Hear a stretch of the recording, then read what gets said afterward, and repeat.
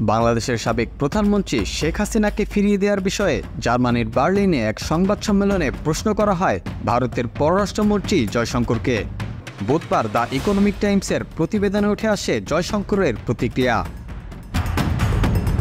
গত ৫ আগস্ট ছাত্র জনতার অভ্যুত্থানে পদত্যাগ করে ভারতে পালিয়ে যান শেখ হাসিনা। এরপর থেকে ভারতীয় অবস্থান করছেন তিনি।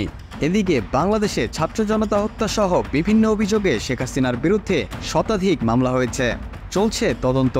এ পরিস্থিতিতে সুষ্ঠু বিচার ও শাস্তি নিশ্চিতে শেখ হাসিনাকে দেশে ফিরিয়ে এনে আদালতে সোপর্দের দাবি উঠেছে। সংবাদ সম্মেলনে বাংলাদেশের সংবাদ মাধ্যমে প্রকাশিত প্রতিবেদনের উদ্ধৃতি টেনে এ বিষয়ে ভারতের অবস্থান জানতে চাওয়া হয়। জবাবে জয়শঙ্কর স্পষ্ট তথ্য না দিয়ে সাংবাদিককে থামিয়ে দেন। জয়শঙ্কর বলেন, বাংলাদেশ সরকারে পরিবর্তন হয়েছে, আমরা অন্তর্বর্তী সরকারের সঙ্গে যোগাযোগ রাখছি। এরপর তিনি বাংলাদেশি মিডিয়াকে তাচ্ছিল্য করে বলেন, আমরা কূটনৈতিক চ্যানেলে কাজ করি, কোন মিডিয়ায় কি ছাপা হলো তার ভিত্তিতে কাজ করা জরুরি নয়। এই ঘটনার পর অনেকেই বলছেন জয়শঙ্কর বোধহয় বাংলাদেশি মিডিয়াকে ভারতের মিডিয়ার মতো ভেবে নিয়েছে। ভারতের মিডিয়ায় যেমন মিথ্যা মন গড়া তথ্য দিয়ে সংবাদ প্রচার করা হয়, তিনি হয়তো বাংলাদেশের মিডিয়ার ব্যাপারেও তেমনটাই ভেবেছেন।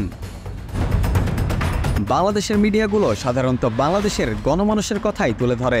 মিডিয়া রিপোর্টকে তাচ্ছিল্য করা মানে বাংলাদেশের কণ্ঠস্বরকে তাচ্ছিল্য করা। তিনি বলছেন তারা নাকি কূটনৈতিক চ্যানেলে কাজ করে, কোনো মিডিয়ার খবর তারা দেখে না। তাহলে কি আবারও বাংলাদেশের ওপর খবরদারি করার দুঃসাহস দেখাচ্ছে দিল্লি?